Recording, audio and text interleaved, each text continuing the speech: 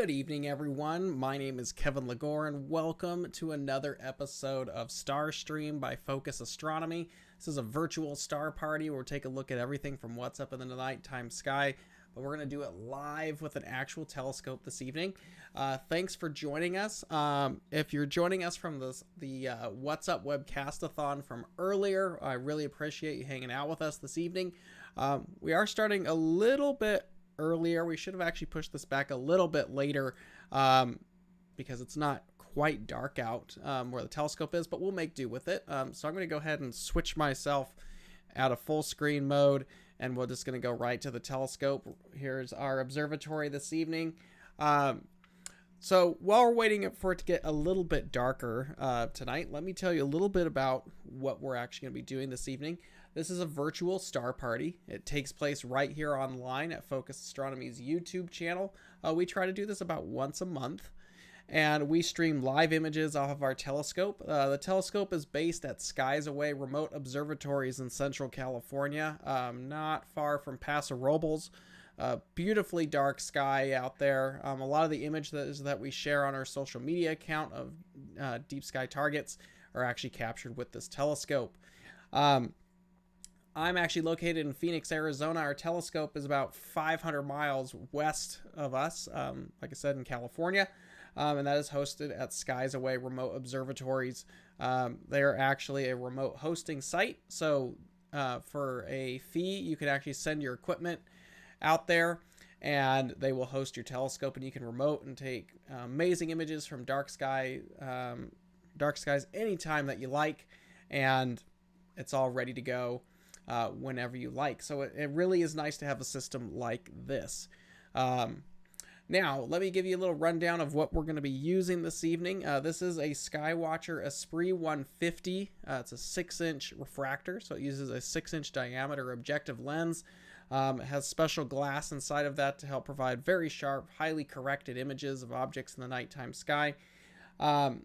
It is sitting on a software bisque Paramount MX Plus. That's a very large equatorial mount. It's aligned to the North Star.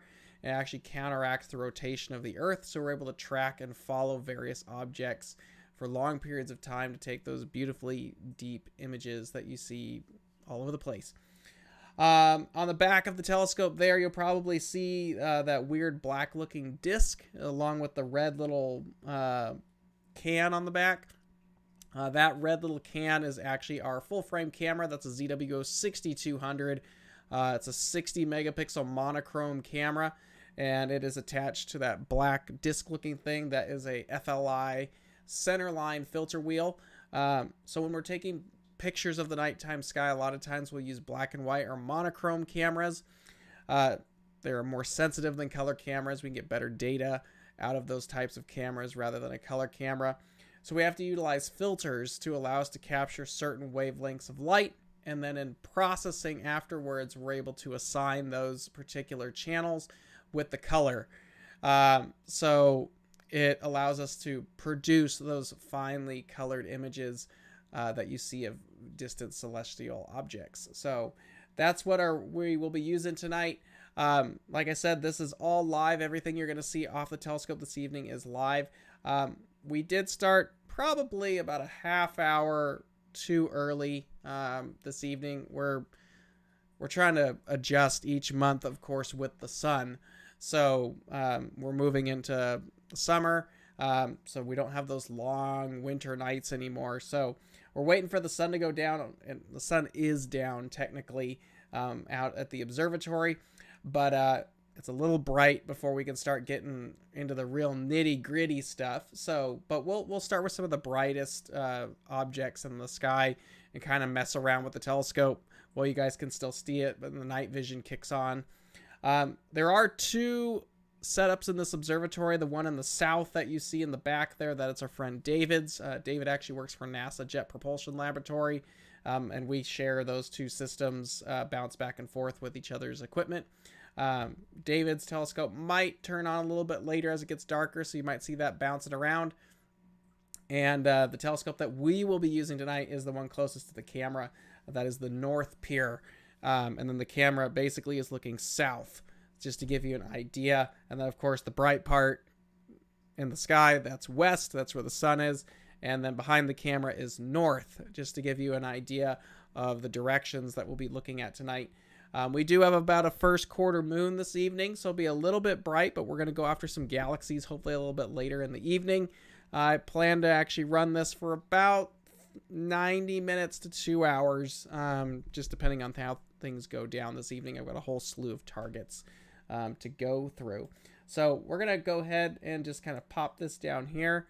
This is actually one of the images off this telescope that we've captured before. So really does a nice job. So the way this actually works is the telescope is following various targets that we're going to be shooting this evening, and it's going to be capturing images. And we're going to be live stacking those images so we can see fainter and fainter objects.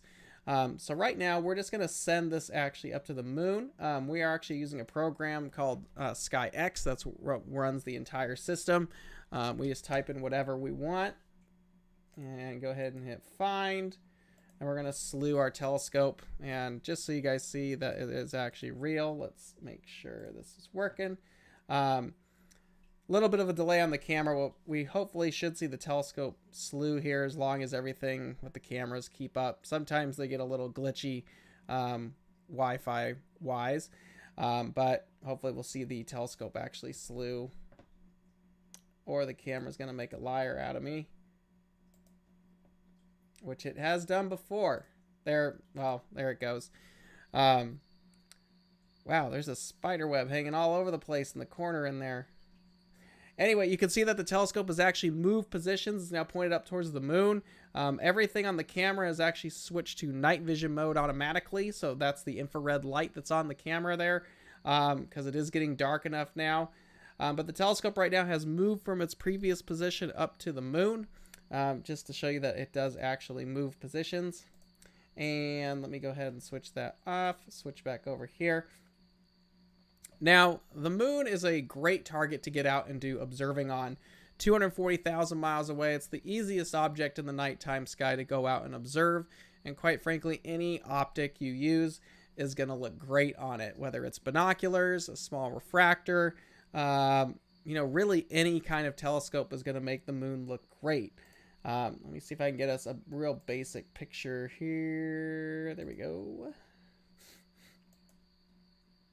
Might be too bright. So anyway, while it's doing that, so we're up on the moon right now. The moon, like I said, is an amazing object to go observe. It does cast a lot of light into the nighttime sky, so you do have to kind of plan accordingly when you want to go out and observe kind of those faint objects. So you want to get out and see a really nice starry sky.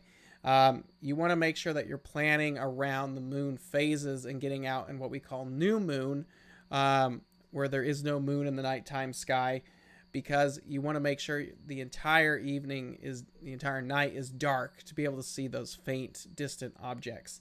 So,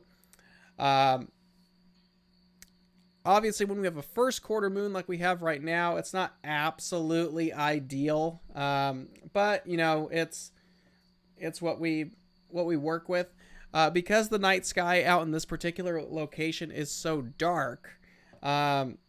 We usually try to schedule our virtual star parties. I'm going to reduce the exposure a little bit because that was a little too bright.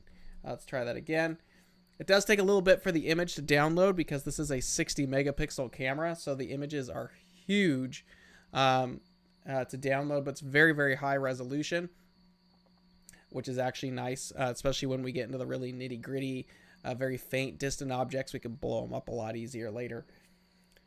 But like I said before, if you're just getting started with astronomy, or you're going out to share some, do some sidewalk astronomy, you're probably going to want to do it when the moon is up. Everyone wants to see the moon. It's that big celestial golf ball hanging up in the nighttime sky, and it's just an overall fantastic object to observe.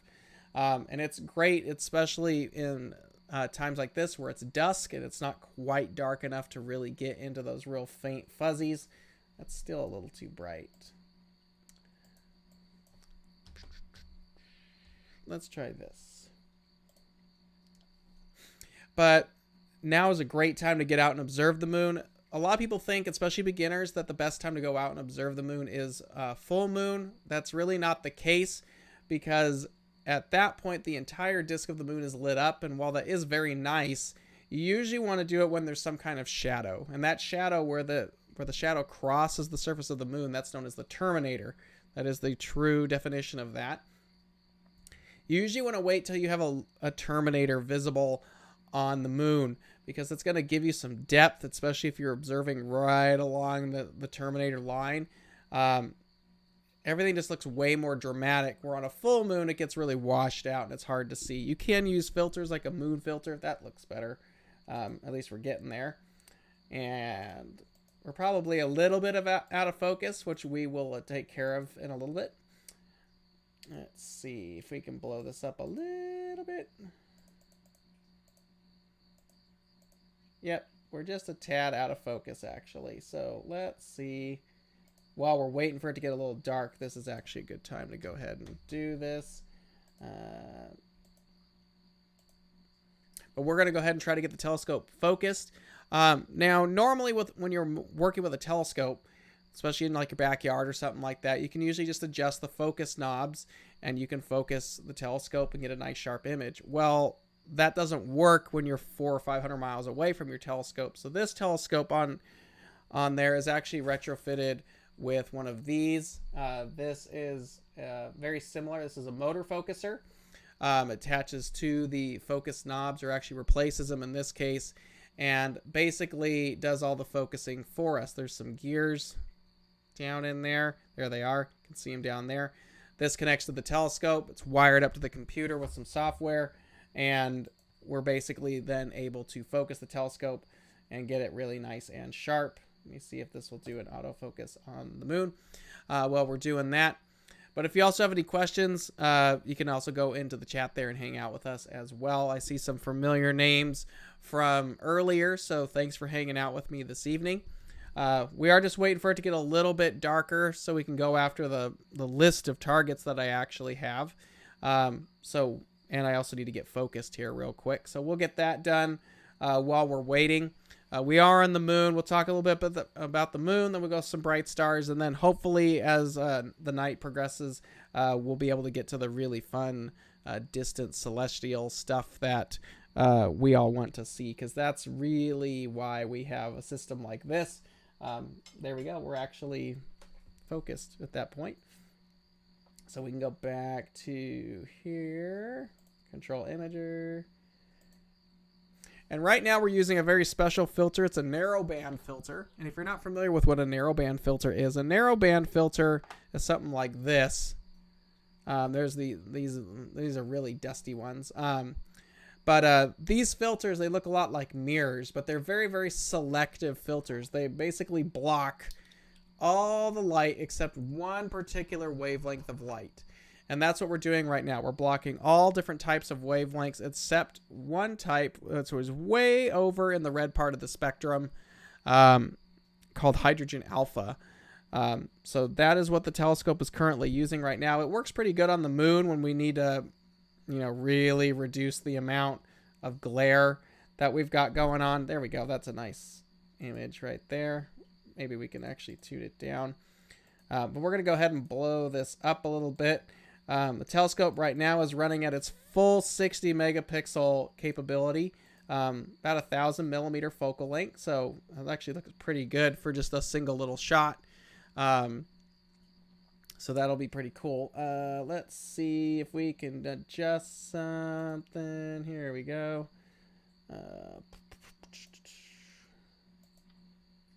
See if there we go. That adjusted it quite a bit.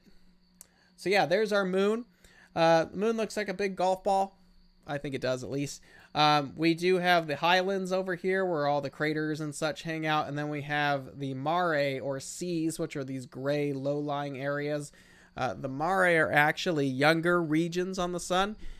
This is where, at the time, lava flows long ago came in and kind of filled in the low-lying regions.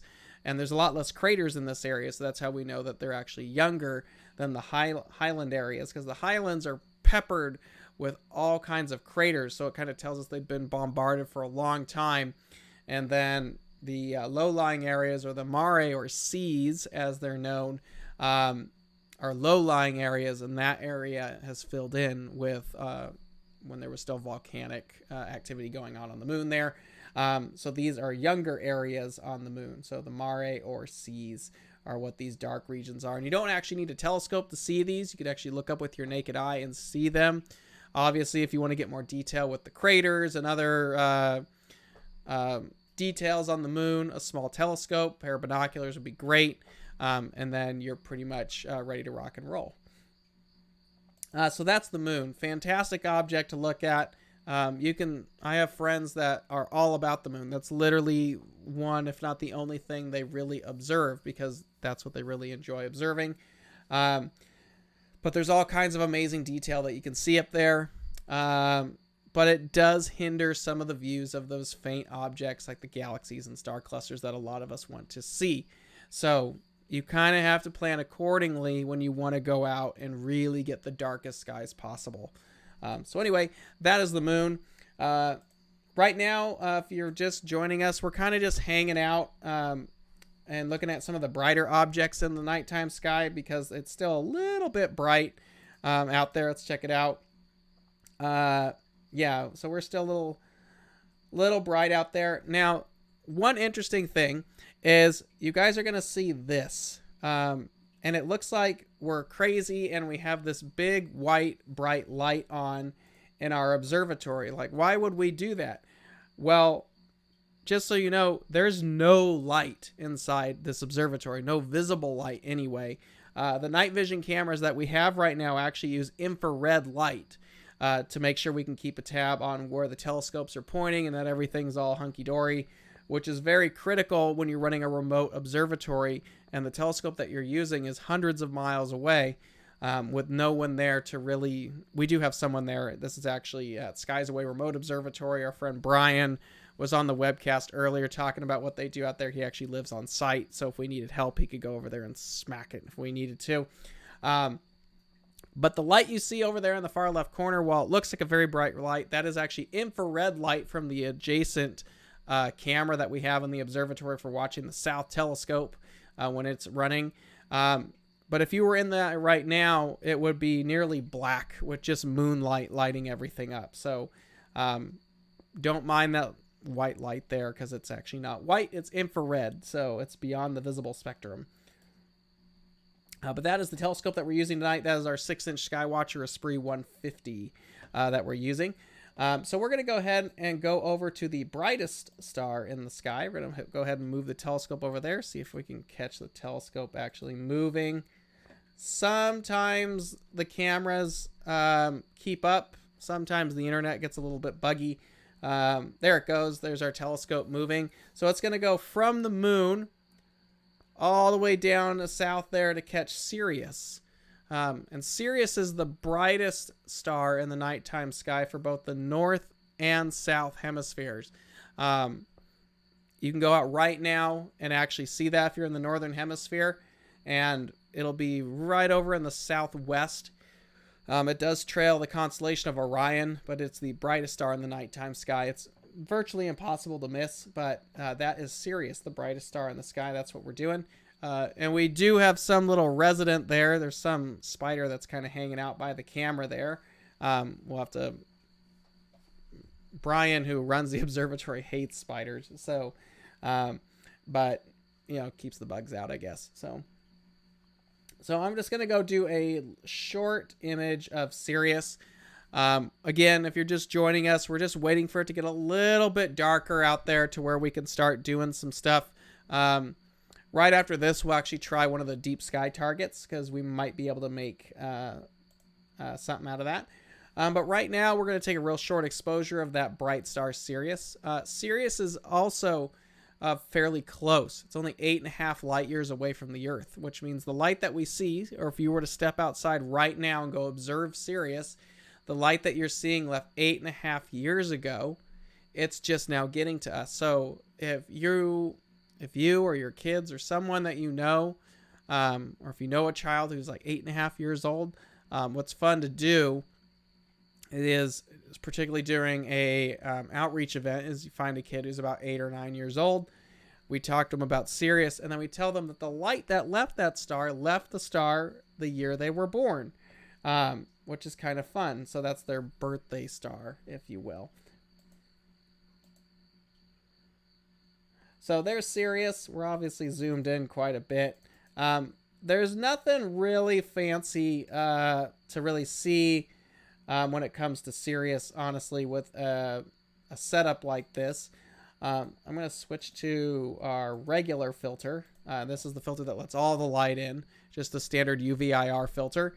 So it lets a lot more light through, actually. So it'll be a much brighter image, probably with more stars. But Sirius, like I said, is the brightest star in the nighttime sky. It doesn't matter if you're in the north or southern hemispheres. It is a binary star, though. So that's our, if you hear the little whirly sound in the back, you can actually hear the filter wheel moving. Can I make the image bigger? When we actually start like live stacking images, the images will actually be full frame. Right now, it's just because we're kind of taking little quick shots of a bunch of stuff. It's still not quite full frame capable, but when we actually jump into what we're intending to do this evening, we will have full frame capability. So there's Sirius right there. Sirius is actually a binary star. So there's actually a companion there, Sirius B. Ernie in the chat's asking, do we have enough magnification to split it? I don't know with this particular setup if we're able to split it. Possibly, maybe. But visually, these telescopes can easily split Sirius. So it's not really much of a challenge for some of these 6-inch triplet refractors. But with the imaging setup that we currently have, it might be a little bit difficult to split it just because of the resolution and the pixels and everything might not line up. And of course, it's super bright. Okay, sorry. It's been a long day talking, and we've got another hour and a half of talking too. So we'll see if I can actually make it through this virtual star party. So I'm a big fan of deep sky targets. Not a big fan of real bright stars. So we're just going to go see if we can actually catch something even though we're in dusk. And that something, of course, is the Orion Nebula. So let's slew over there and see if we can use some of our fancy filters here to actually assist us to get started a little bit earlier than waiting around for the next half hour for it to get truly, truly dark. All right. So we are here. Control imager. There we go. Live stack. Now, at this point, the images are going to be a lot bigger. They're a lot easier to see at this point because they will be full screen. We're going to go ahead and try the Orion Nebula. Now, we're pretty much at the end of the season for the Orion Nebula, or M82 as it's called. The Orion Nebula is one of the big objects for the nighttime sky.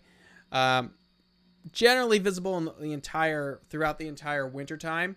It's probably the most photographed object in the nighttime sky besides the Andromeda Galaxy.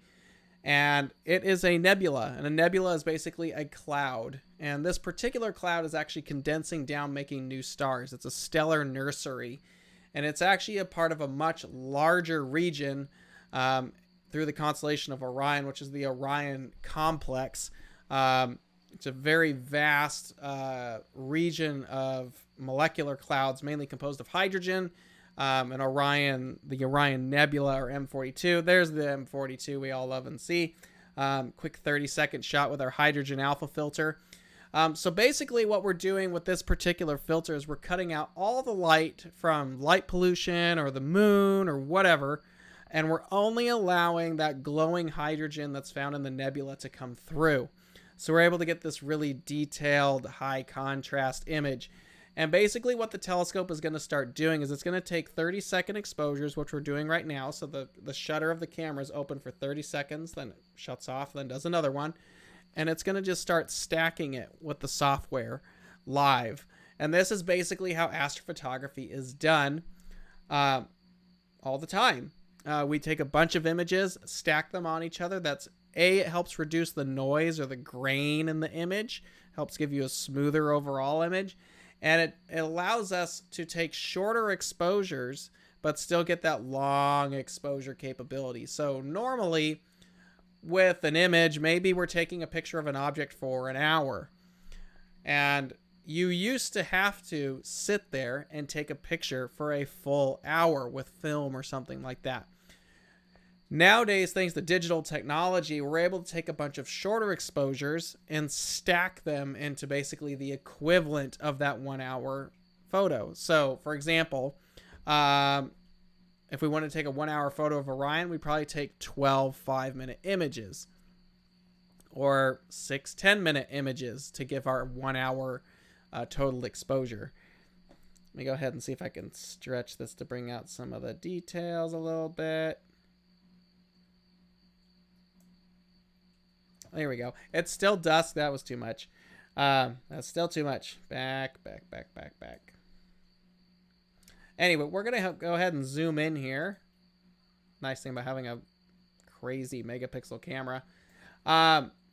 You can see right in the middle here, there are 4 bright stars. There's actually more than that in the middle of this nebula, but the 4 bright stars are what we're actually looking for, and that is the trapezium.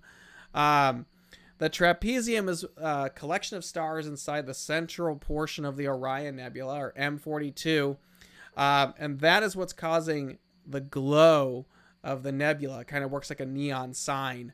So it's pretty interesting, but that's how most emission nebulas actually work, is they're being energized by stars within inside of them and causing them to glow. Now, further down inside the nebula here, the dust and gas is actually condensing down, making new stars. This is a stellar nursery. So this sits in the constellation of Orion, particularly the Sword region, just below the belt. It's about 1,600 light years away from the Earth. Go back to the full frame. There you go. 1,600 light years away from the Earth. And so basically the light that we're capturing right now from the nebula left 1,600 years ago. It's just now getting to us right now. So it's a little bit of a drive, but it's a beautiful nebula to go out and observe. You can really see it with any moderate optic. Small binoculars, a small telescope does a fine job. You can even see the glow of the nebula in most backyards. But the further away from city lights that you get, the more spectacular the nebula becomes. And then, of course, if you have larger telescopes, it's even more spectacular. And then, of course, cameras are also helpful because they're a lot more sensitive than the human eye is. So there's not a bad way to observe the Orion Nebula. That's why a lot of people go out and take pictures of it, because it's very easy to get a very nice shot to show your friends and family without a whole heck of a lot of effort. But we are at the end of the season. Probably by the end of this virtual event, this will be nearly set. So we are grabbing probably the last little bits of it while it's still hanging out. We could even take the telescope webcam here, and you can see just how low. It's not super low right now, but it's definitely getting there. The telescope is going to make its way down into the west there. So the Orion constellation is setting, especially over our western wall there that you can see through our spider web cluster that we've got going on there. But that is setting. And then, of course, probably by in the next couple weeks, the constellation of Orion will be gone until the winter months in the evening, or if you're an early riser, in the next several weeks, you'll start seeing it rise in the early morning, as we make way for the spring constellations and the coming summer constellations. So it's just the end of the season. But that is the Orion Nebula. That's in the constellation of Orion, M42, and then M43 is this portion right down here. And then, of course, we have the Running Man, which is hiding over in here. It's still pretty low. We're still shooting into dusk at this point, but that is the Orion Nebula. I'm going to go ahead and stop that. We're going to try to go to another target here as we progressively get closer to about 9 o'clock Pacific time is technically when astronomical twilight is. Now, there are different levels of twilight and different levels of dawn when we are talking astronomy. Now, there's civil dawn and dusk, and basically what that means is the sun went down. That's about it. It actually has to do with how far below the horizon the sun is. That's what basically dictates these different types of dawn and dusk. But there's 3 types of dawn and dusk. There's civil dawn and dusk, there's nautical, and then there's astronomical. Now, astronomical is the one that we care about the most, obviously, but that means that it's truly dark. That means there's no more light being brought up from the sun. It's too far below the horizon to affect anything in the nighttime sky. And then astronomical dawn is the last moment before the sun starts to rise high enough to make an impact to the night sky darkness. So normally when you're doing astrophotography, like what we're doing here, your goal is to start when astronomical dusk begins. That is when night is truly on and you're ready to start capturing your images. And for the telescope, it's about 30 minutes away from that. But that doesn't mean we can't start messing around with different objects. So we're going to go ahead and get out of this section because I can't control the telescope from there. And we're going to go ahead and move on to the next target here, which is actually one of my favorite clusters because it's kind of a 2, if not 3-for-1 deal. And we'll actually talk about that here in a minute. But we're going to send the telescope over to a cluster in the southern part of the sky and the constellation of, technically it's in Puppis, but it's way down south there. So move the telescope over there. And boom, now we're on target. So moves pretty quickly. The mounts that we use out there, the power mounts, actually slew the telescope fairly fast. And now we can go back to the full frame that you guys like. And we'll just go ahead and leave it at 30 seconds. We're going to start that exposure. And here we go. So this next target is actually an open cluster. It's in the constellation of Puppis. And it's called M46 or Messier 46. Now, some of you might be familiar with some of the catalog names that we're actually going to be talking about tonight. M is going to come up quite a bit, as well as NGC. M stands for Messier, which is the last name of Charles Messier, who's a famous French comet hunter in the 1700s. And he basically observed the nighttime sky looking for comets, and he would run across galaxies and star clusters and all kinds of stuff that he would jot down in order to make sure he didn't mistake them for any comets. So the Messier catalog is basically the 110 objects or so that Messier actually found during his observing process. These are very popularly known objects. Many of them are very easy to see in amateur telescopes. So they're generally the first set of deep sky targets that an amateur would go after, whether that be visual or astrophotography. Excuse me. Been a very long day. Westlake, we are using a Paramount MX Plus. We used to have a Mighty in there on the South Pier, but then we added some equipment, and that one got a Paramount MX as well. We needed the heavier payload capacity. So 2 Paramount MX Pluses are in the observatory, not the smaller Mighties. All right, so we are on M76. We're going to let the software basically stack some of these frames for us, but M76 is probably my favorite open cluster, and that says a lot because I'm not a big fan of open clusters. There are 2 types of clusters in the nighttime sky. There are globular clusters, which are dense balls of stars, and then there are open clusters, which are much more expansive objects. So this one, M76, is a open cluster. It's visible this time of year. We're getting to the end of the season for it. It's in the constellation of Puppis. It was originally discovered by Charles Messier in 1771. Now, this contains roughly about 150 stars, and it actually sits a very, very short walk, only about a 1.5 degree distance from M47, the neighboring open cluster, at least region or optically. But both these clusters sit in a very dense region of the winter Milky Way. Now, let me see. Do I have something I could use as an example? Yeah, we'll use this filter wheel. That works. Never know when you got a filter wheel laying around. Let me switch here real quick. So let's talk about this really quick. So from our vantage point on Earth, in the summer months, you can imagine this is our galaxy. Because we live in a spiral galaxy. It's a lot like a disk. So, we live kind of, out here. So the advantage of this is basically, so we're sitting out here.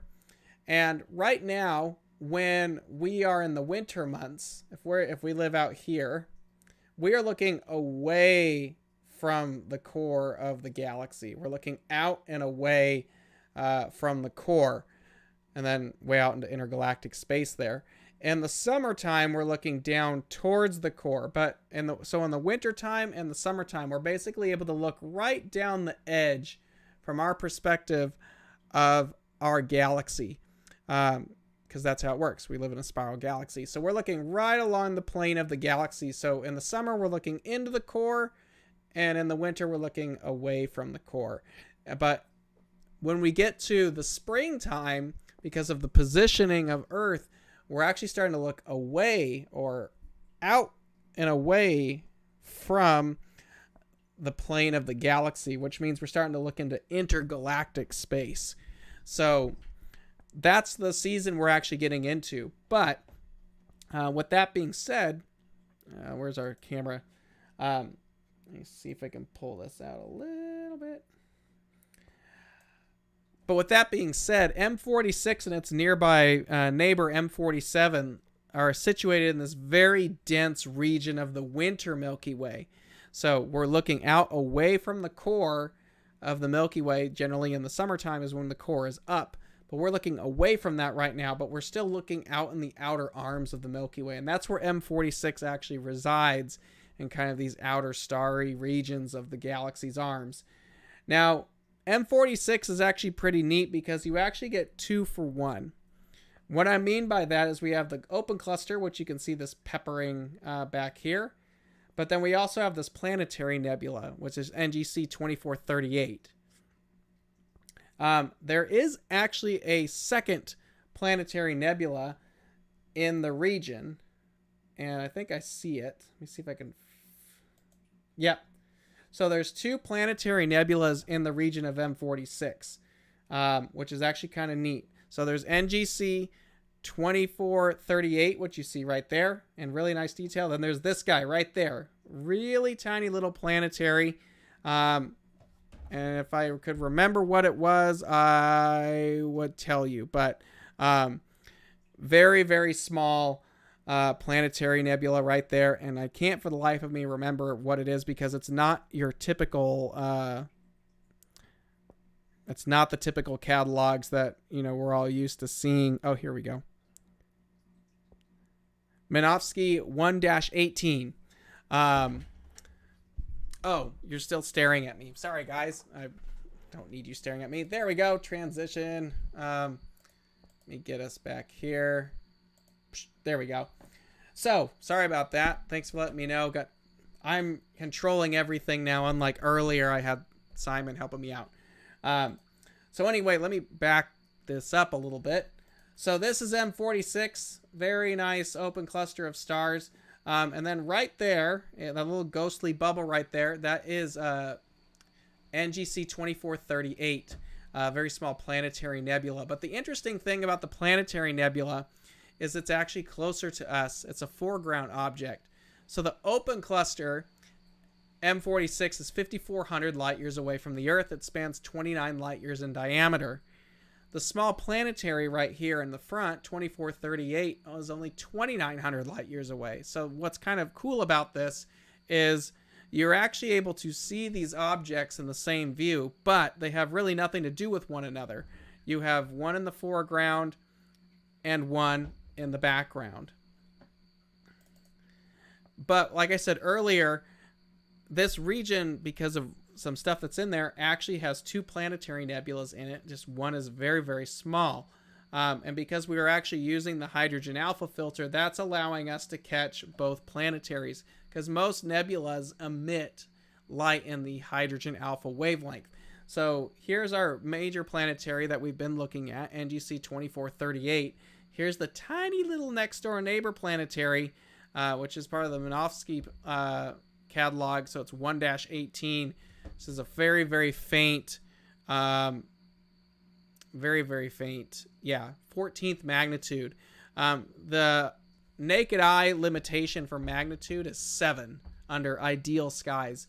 So this is 14th magnitude. This planetary right here, a little planetary nebula, is about the limit of a 15 to 16 inch telescope under good skies. So you would need about a 15 to 16 inch telescope to be able to see this planetary nebula effectively. This guy right here, 2438, is very easy to do, especially if you have a decent sized telescope, like a 12-inch telescope, no problem. But it's kind of cool because you get the open cluster, and then you get the planetary nebula. And then if you're really hardcore and you want to go after that Minovsky 1-18, it's right there between 4 bright stars, 1, 2, 3, 4, dead center. There you go. X marks the spot right in the middle. That's where that is. But that is M46 and its little companion, NGC 2438. That's in the constellation of Puppis. My favorite open cluster, just because it's something cool to go check out. All right, we're going to go to another object, and this is one I forget about all the time. I actually had to go back and look through some notes before I did this one. I always span over it. It'd be helpful if I could spell everything right. There we go. Boop. So this next one is Thor's helmet, NGC 2359. And this is a fun one because Thor's helmet actually looks like Thor's helmet. It doesn't take much to actually see Thor's helmet. It's easier than a lot of people think. But because, you have the Rosette, you have the Cone Nebula, you have the Orion Nebula, you have the Horse, you have a lot of nebulas up in the wintertime. So this one gets overlooked quite a bit. But unfortunately, I am also one of the people that overlook it. And it sucks because it's actually a very easy target to do with a moderately sized telescope. And if I could figure out where all the buttons were. There we go. So in this case, we're actually going to switch from our hydrogen alpha filter to our oxygen 3 filter. Now, Thor's helmet is an emission nebula. It sits in Canis Major, the large dog, not incredibly far from where we just were with M46. And this is a really interesting nebula because it is visible in hydrogen alpha. We could have left the H alpha filter in there, but it's a lot more abundant in double ionized oxygen. So that's why we're using our oxygen 3 filter to actually pop it out, because it's very bright in the blue part of the spectrum where this filter is letting light pass through. Now you can actually start to see it coming right through here. This one's going to take a little bit of time to accumulate the data that we're trying to see, because we're also still in dusk and we're shooting in blue greenish, which as the closer we get to the blue side of the spectrum, the cameras become less and less sensitive.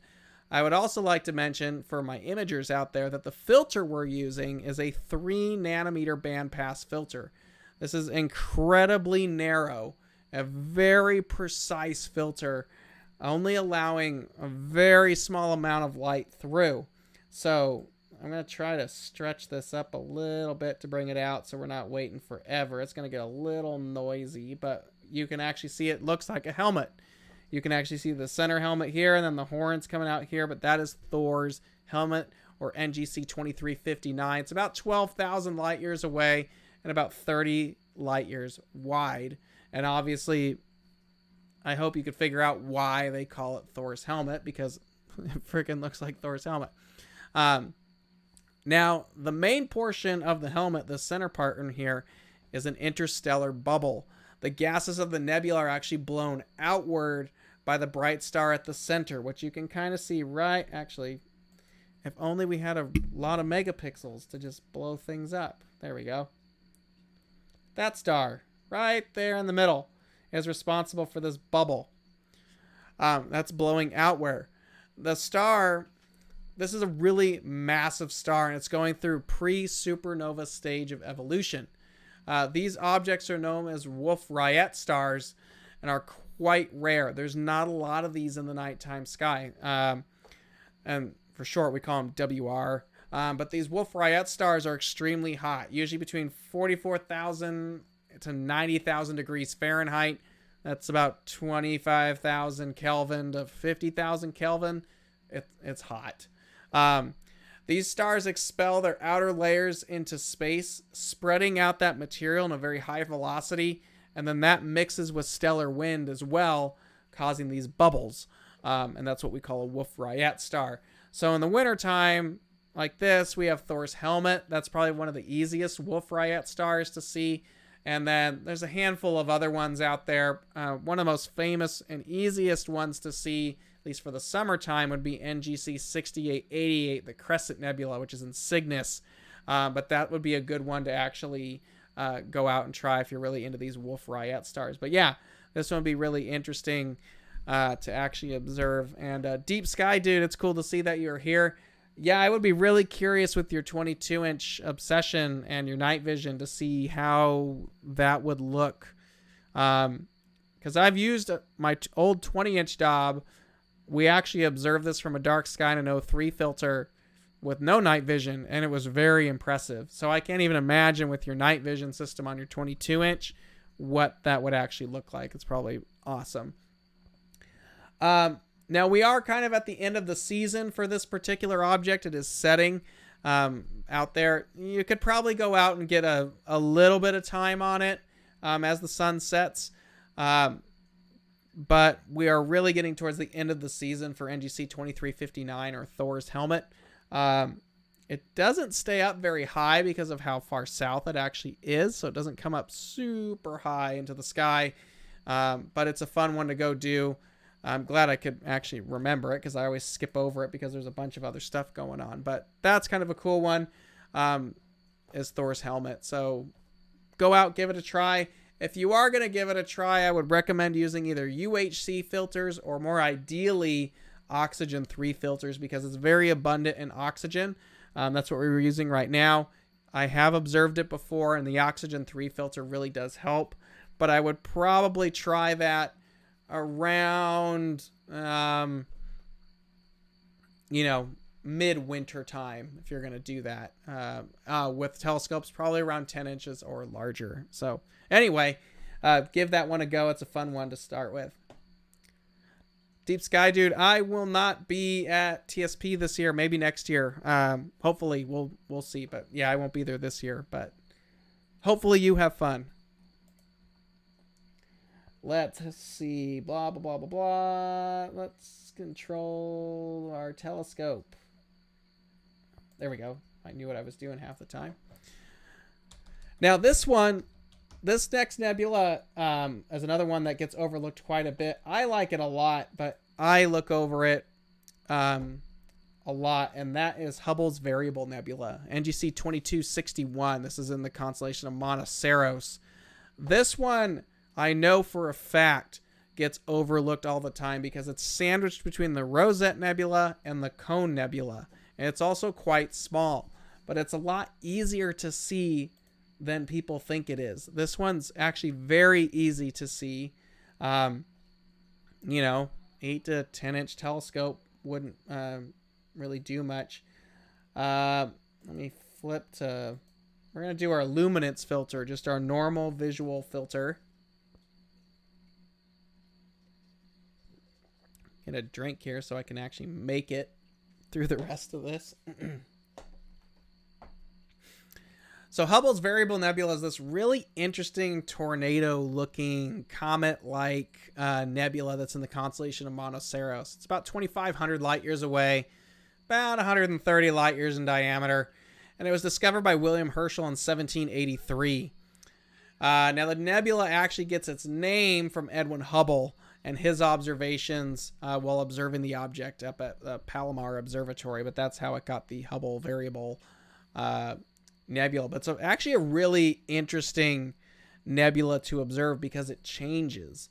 And there it is right there. Actually, this right here is the Cone Nebula, so this gives you our field of view, but we don't care about the Cone Nebula right now because that's not what we're looking at. We're looking at Hubble's Variable. It actually looks like a little comet, but it looks very similar visually. Larger telescopes will obviously be very helpful. A few weeks ago, we were testing out our new 28-inch telescope, the Large Aperture Outreach Telescope, which is our new 28-inch f3.3 Dobsonian. For those who are not in the U.S., that is a 0.7 meter telescope. We actually got to observe this object through that, and it was amazing to see how easy it was. But I always forget how easy this is for even a moderate telescope. Now, Hubble's Variable is illuminated by the star R Monoceros, which is this little guy right here, right at the tip. The star lights up the nearby cloud, and then the brightness changes over months and appears like a small comet, which is kind of neat. Now, the dense cloud near the star actually makes the starlight shadow. So the dust is actually blocking some of the starlight. And that allows the nebula to change as things tend to move. So this is what Hubble was looking at.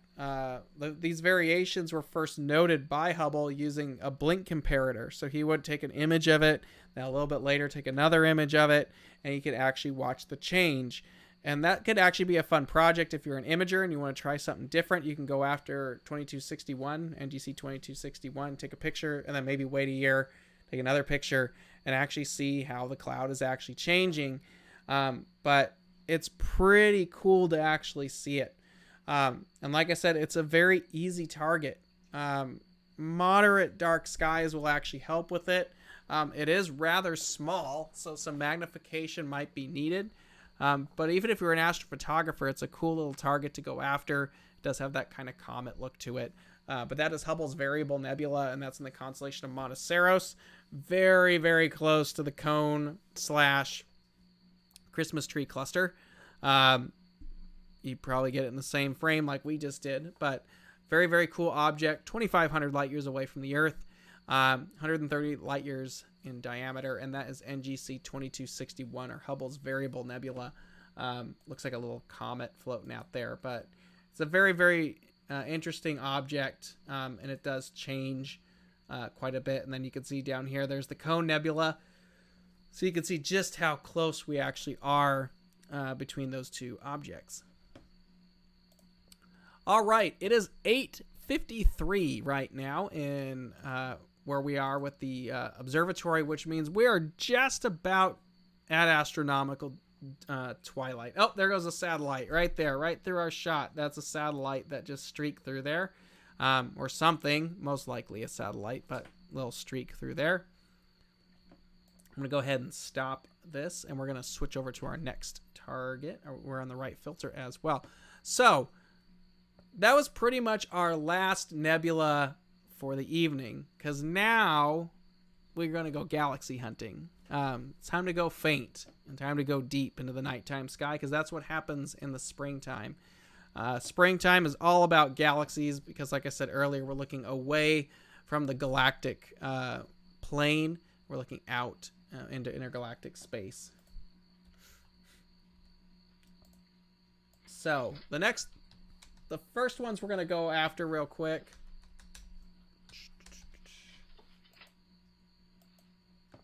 I'm going to go ahead and slew that up real quick. The first set of galaxies we're going to go to are probably the easiest galaxies you can get right now. You can actually see them from a dark sky site. I'm sorry, you can see them from a backyard, but a dark sky does make it easier. Westlake, probably not doing the Virgo cluster yet. If we do a May virtual star party, I kind of have to see when we can schedule that. If we do a May star party, we'll get into the Virgo cluster. But this evening, we're just going to kind of bounce nearby.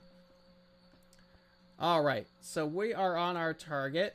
This is the first set of galaxies we're actually going to take a look at. Control Imager, be helpful if is it touching the right buttons. And here we go. All right, so M81 and M82. These are two of the easiest galaxies that you can actually see.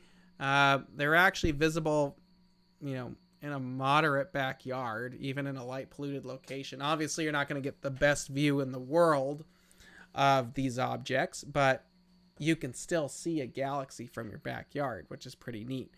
Now, they are 12 million light years away from the Earth. So that's another cool thing that you can show your friends and family. You can show people stuff that's 12 million light years away from the Earth.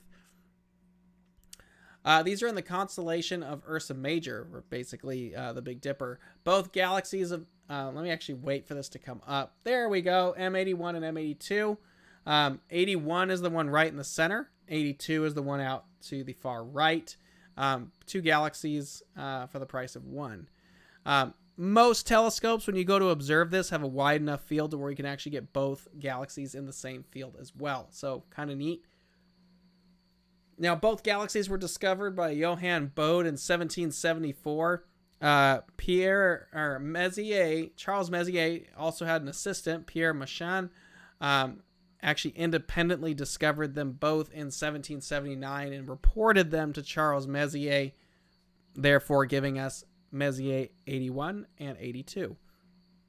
Now, M81, which is the one in the center, the spiral galaxy, is... Like I said, it's a spiral galaxy. It's got very detailed arms that you can see kind of hanging out there. In dark enough skies, large enough telescopes like that 12 to 16 inch class, you can actually see those spiral arms. It looks almost just like that. It's pretty impressive to actually see. Larger optics obviously are going to help you. The galaxy spans about 70,000 light years across. And it is the dominant galaxy in the M81 group. Now, there's a group of about 34 galaxies in this region, and M81 is basically the boss of the region. Let me try to stretch this a little bit, bring out some of the detail. There we go. It'll level out as we take more pictures. The group is the nearest galaxy group to our own local cluster, which is our local group, or which is our neighborhood of galaxies, essentially.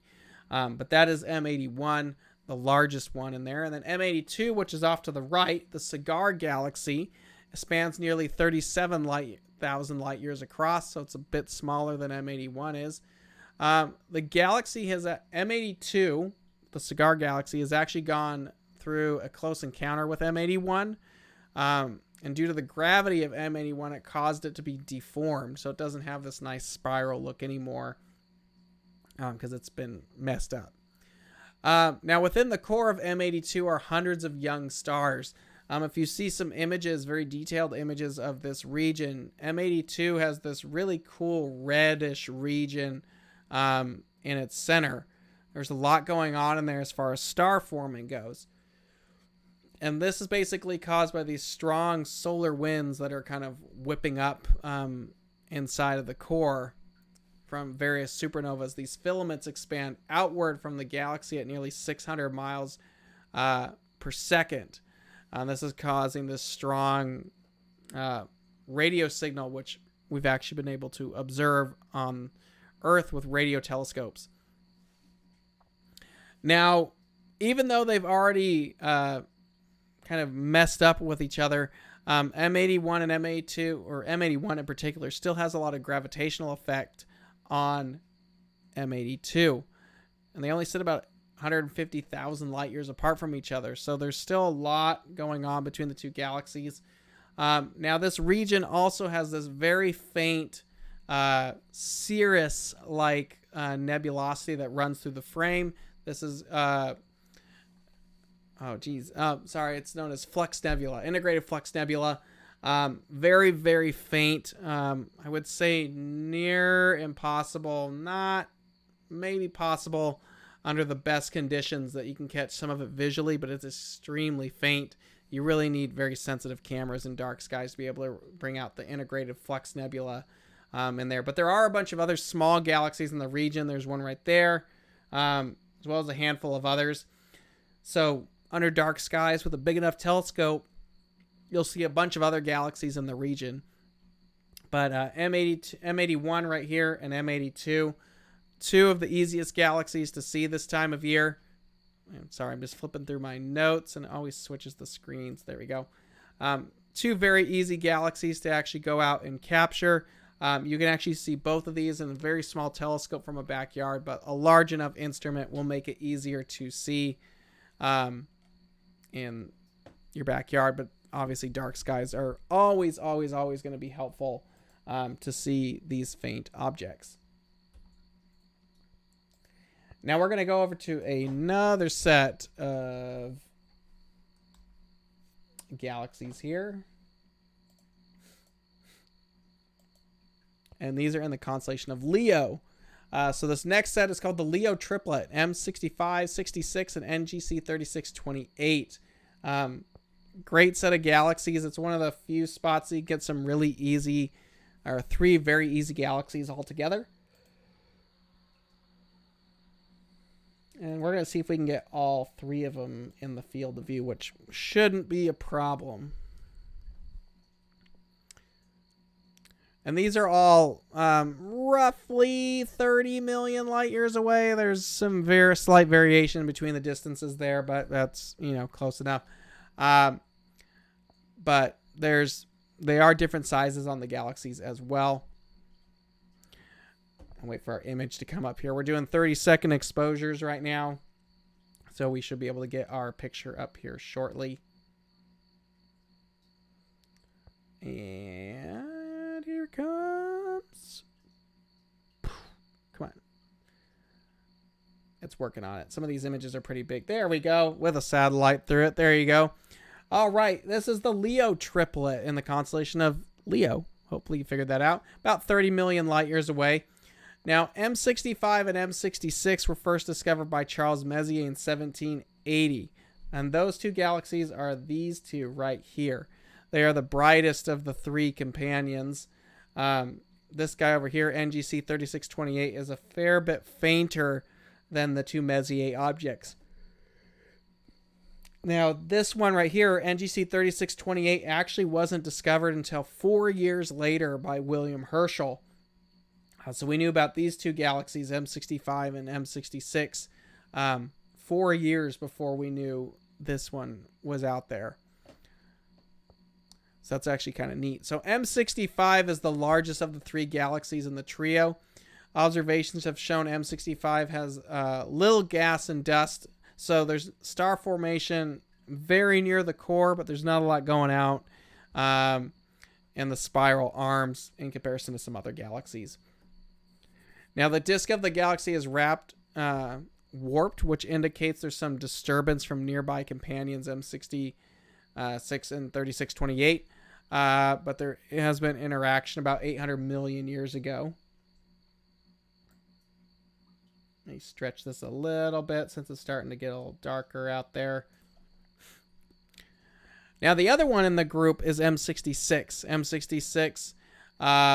M65 is the largest of the trio. M65 is the smallest of the trio. M66 is the largest of the trio.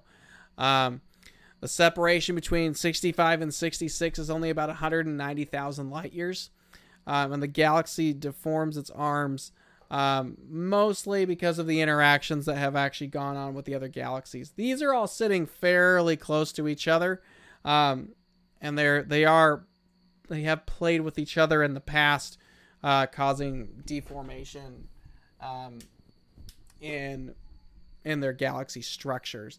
Now, NGC 3628, this one right here, has gone through some major stuff because of these two Messier galaxies over here. It actually has a very long train of stars.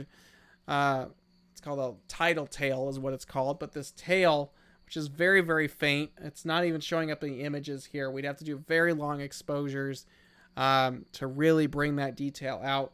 But because of NGC 3628's interactions with the two Messier 65 and 66, it too has had some material removed from it as it's gone by near some of these galaxies there. So all of these have been close enough to where they have had some kind of effect on one another. But yeah, it's a very neat collection of galaxies. You know, you can get all three of these in like a 6-inch telescope from a decent dark sky site. Obviously, larger optics are going to be able to help you get more detail and more structure in there. But yeah, you don't really need a big telescope to go out and observe these. Just some darker skies, particularly if you want to get 3628, so which is this guy right here. But yeah, that's the Leo Triplet right there. It's a very easy a set of objects to actually image. They're a great imaging target because it doesn't take much to do it. These are only 30-second exposures, so it's actually going fairly quickly at that point. But yeah, give that a shot. That's a great collection of galaxies to go after. And that is M65, M66, and NGC 3628. That is the Leo Triplet in the constellation of Leo. And it's just starting the season, so if you want to get out and image it, you've got a fair amount of time to really get up and get it. Now, this next one is probably one of my favorites, and most big Dob owners who go to star parties love this galaxy. This is the Needle Galaxy, NGC 4565. We're going to get the telescope on that. This is the first time we've done it this year, too. Just starting the season. Now, NGC 4565 is an edge-on spiral. So, if you can imagine a CD, we're looking right down the edge of that spiral galaxy. So, it looks like we took a coin and put it on edge. So, it should be pretty interesting when this comes up. The telescope does a very nice job. We did this a year ago during the virtual star parties. It does a very, very nice job on this galaxy. So, we'll wait for this to come up real quick. This is an absolute must. You have to see this in a telescope from a dark sky site. It's big. There's detail in it. It looks like a freaking UFO, though, when it comes into the frame, though, because it's huge. So this is NGC 4565, the Needle Galaxy. You can see why it gets its name. Real sharp-looking edge-on galaxy there. It was originally discovered in 1785 by William Herschel. It's about 39 million light years away from the Earth, so it's not the farthest object out there. It's probably not even going to be the farthest object that we see tonight, but it's out there. Now, I don't know why I didn't put this in my notes. Let me just look something up real quick while you guys are hanging out. Yeah, and the galaxy here, it's actually fairly large, about 192,000 light years in diameter. So, you know, it's got a pretty big wingspan. But another really interesting thing about this galaxy, other than it looks cool, is it contains 240 globular clusters, which is a massive, massive collection of globular clusters. Now, a globular cluster, we kind of touched on it earlier when we were looking at the open cluster M46, is a very dense ball of stars that's kind of floating out in space. We have plenty of them here in the Milky Way, not 240 of them. That's a big set of globular clusters, but we have quite a bit here in the Milky Way. They form kind of a halo around the core of the Milky Way. But 4565 absolutely cleans house in comparison with its 240 globular clusters. Again, that's about 39 million light years away, about 192,000 light years in diameter. It's an awesome object to see from a dark sky site. You can get it in about a 5-inch telescope or so. You can start to see it. A larger telescope, like a 10 to 12 inch, it gets very nice. And if you have a chance to look through it in a big, big telescope, it at times can take up the whole view and would look absolutely phenomenal in those larger telescopes there. But that's NGC 4565, fantastic edge-on spiral galaxy, and really just a must. It's also a great object if you're looking to step out of the Messier list. You know, the Messier catalog is a fantastic catalog of objects. There's 110 objects in there. It really gives you a nice, easy spread of targets to get your feet wet in deep sky observing and photography. However, after that, you're probably going to go into the NGCs, which is where we're at right now, NGC 4565, or the new general catalog, which actually covers all of the Messier objects as well. All the Messier objects should have an NGC number. But generally after Messier, you jump into the NGC catalog because A, there's a lot more things, and B, you can really go a lot deeper and fainter. So this one is a great object to actually see in a dark sky. It looks very similar to what we're seeing right here, but it's a fantastic galaxy, especially this time of year. If you're going to go out to the last new moon of the month, which is on the 30th, if you're going to go out and do some deep sky observing, this will be a perfect target to go out and actually do some viewing on, because it's a really fun one to show your friends. Or just take a cool picture of it. Yeah, Bob, I am still going. I don't know how much time I've got left. We don't have that many objects tonight. Actually, we have 3 objects left. So about 20 minutes. We'll be about done in 20 minutes. But we're still going. We're still having a good time. Thanks for all of you who hung out with us all day today. Congratulations if you won something. And then thanks, of course, for hanging out with me tonight as well. It's been a long day, but it's always fun to share with everybody else. So now, this one that's coming up, I have never done before. I've had several friends of mine take some pictures of this one just recently. I have never done this one personally. So this will be a first for a lot of us. This is NGC 2537, or the Bear Claw galaxy, also known as ARP6 is what it's known as. It's about 39 million light years away. And let's go. There we go. This is in the constellation of Lynx.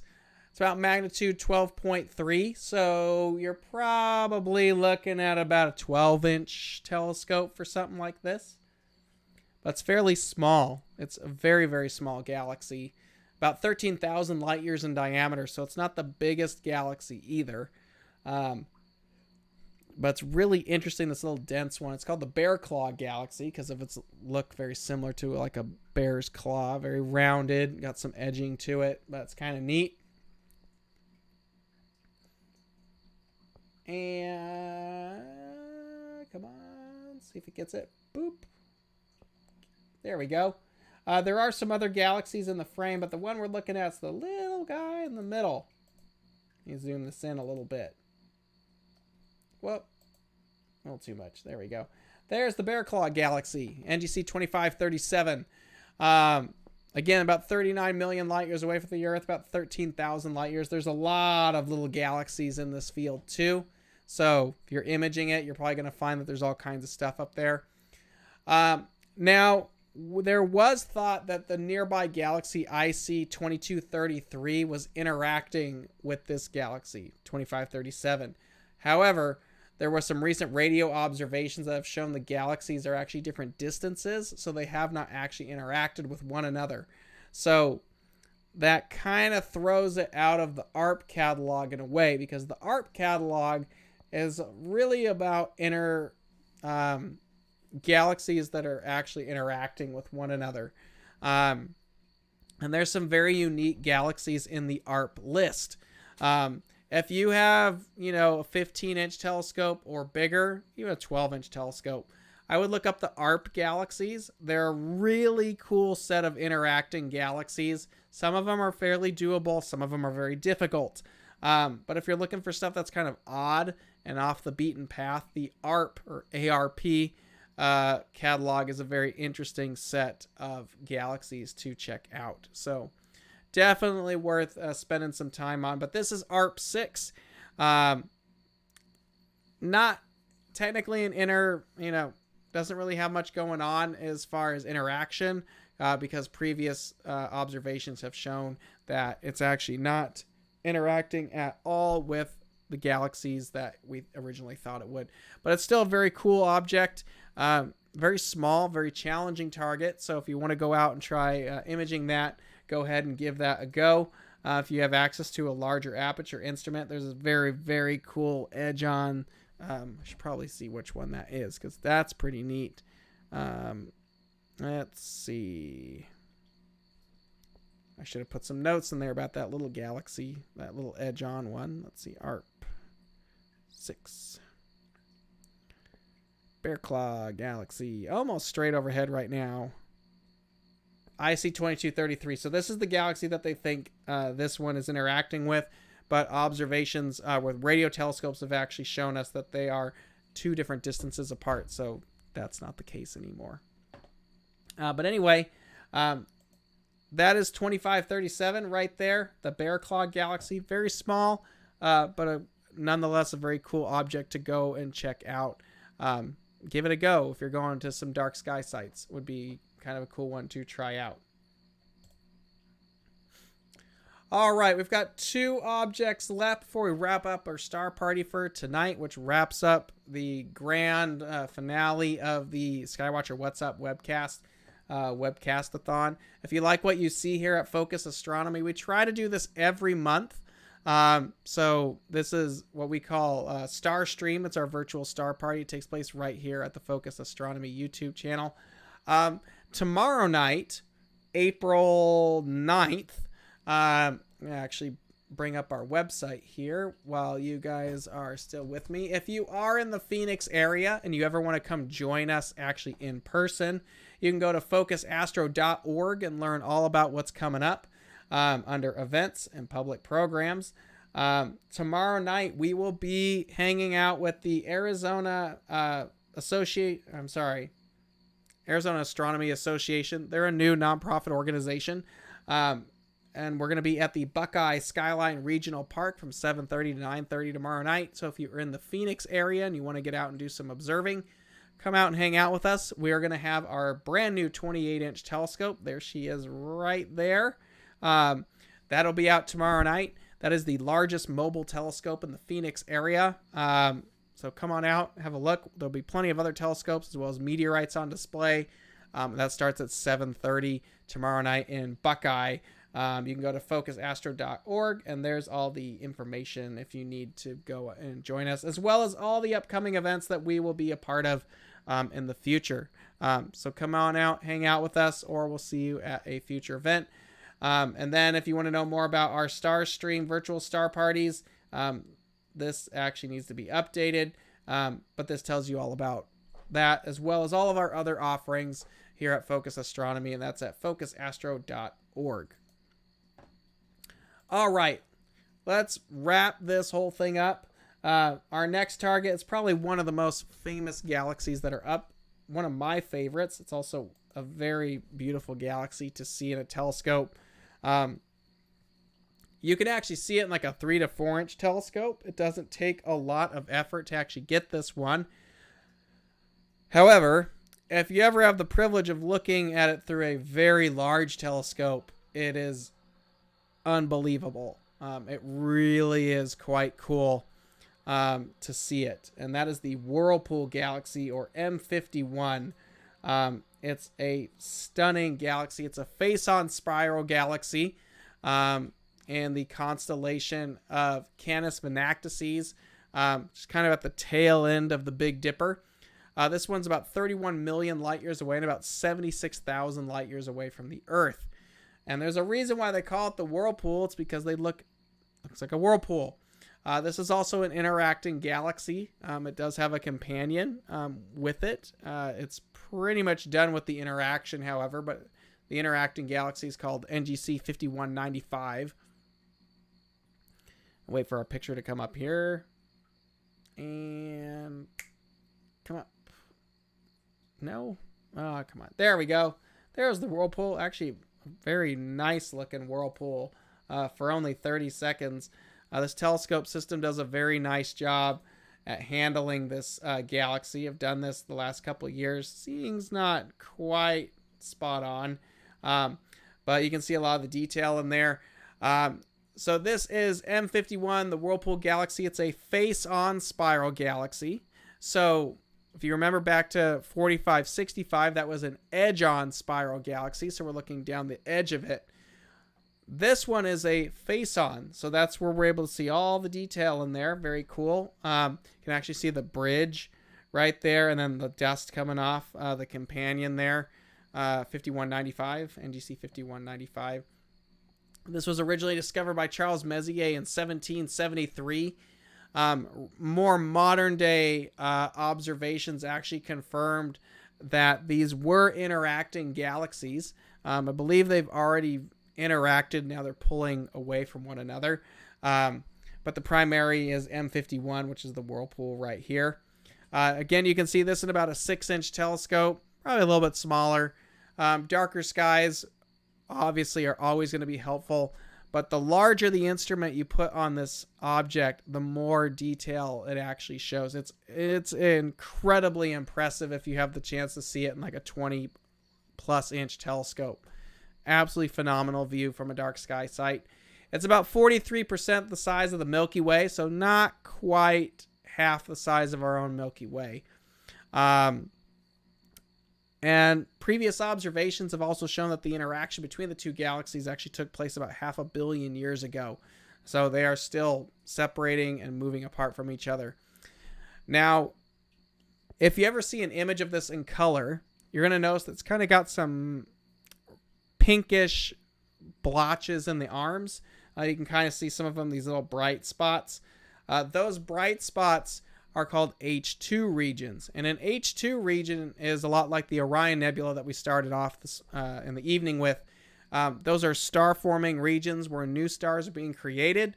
And that's basically what we're seeing here. These little light blotches in here, those are star-forming regions inside the arms of M51. So this galaxy too has some really interesting star-forming regions going on. So very cool.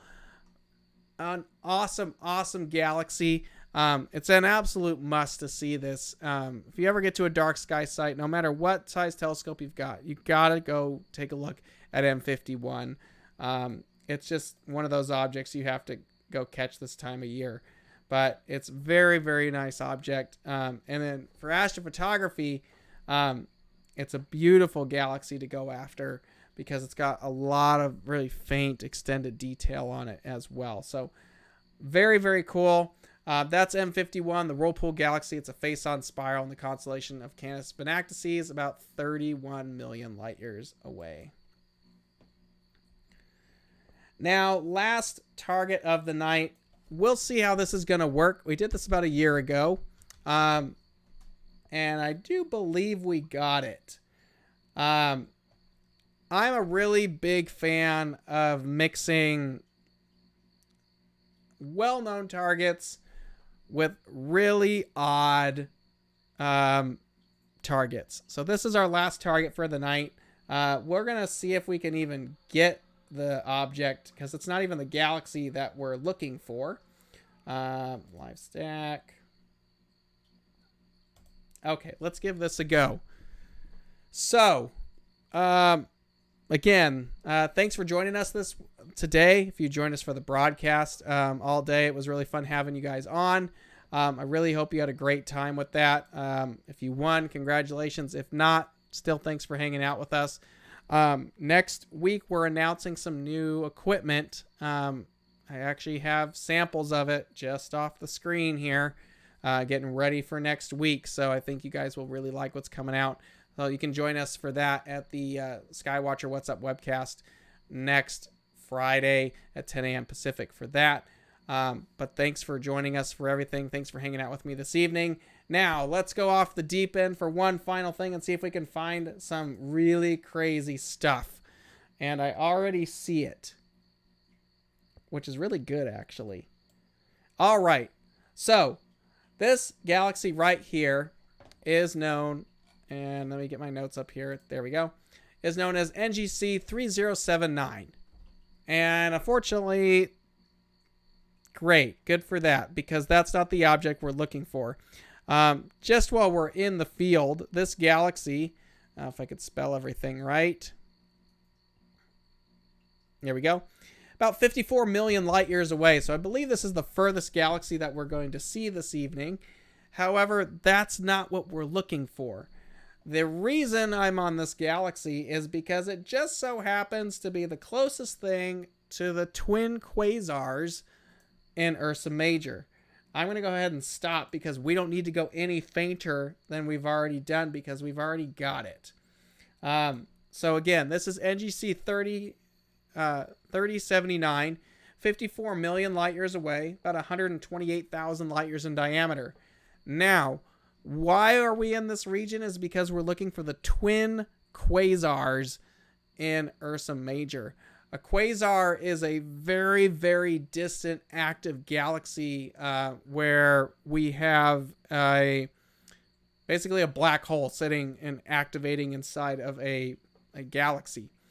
Now, this particular object was discovered in 1979 by the 2.1 meter telescope at Kitt Peak. It's a gravitationally lensed quasar. And what's really cool about this is it's actually one quasar.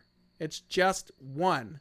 But there's a foreground galaxy known as YGKOWG1 that is 3.7 billion light years away from us. So it actually is about half the distance between us and the 8.7 billion light year distance of the quasar. Now we're gonna zoom in real quick. Boop, boop, because it's right there.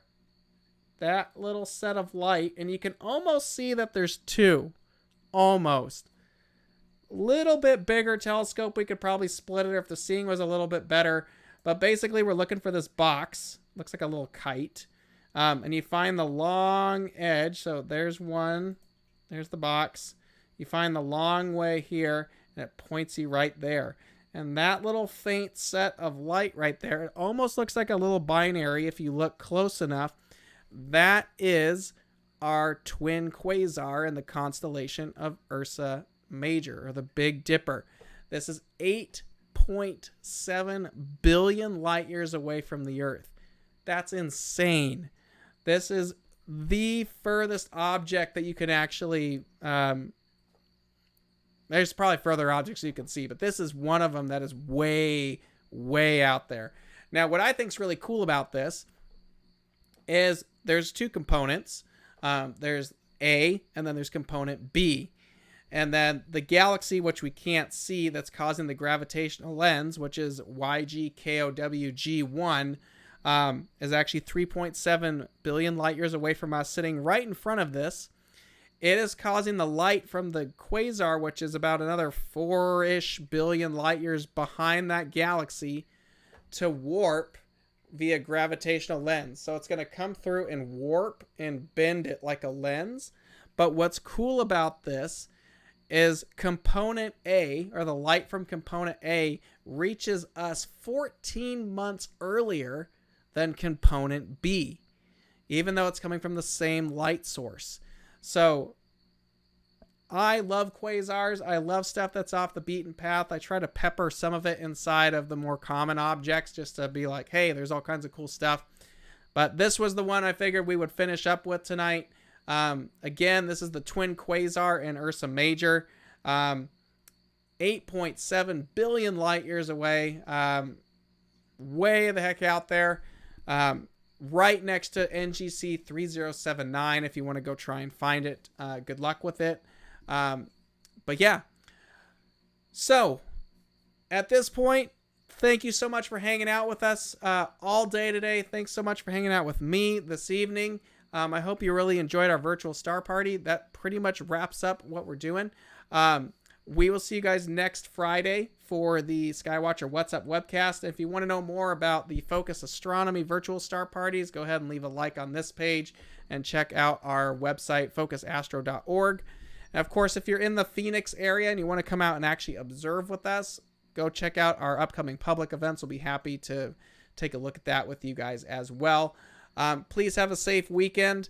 Have a great night, and we will see you guys next week for the Skywatcher What's Up webcast. Take care, everyone. See you later. Bye.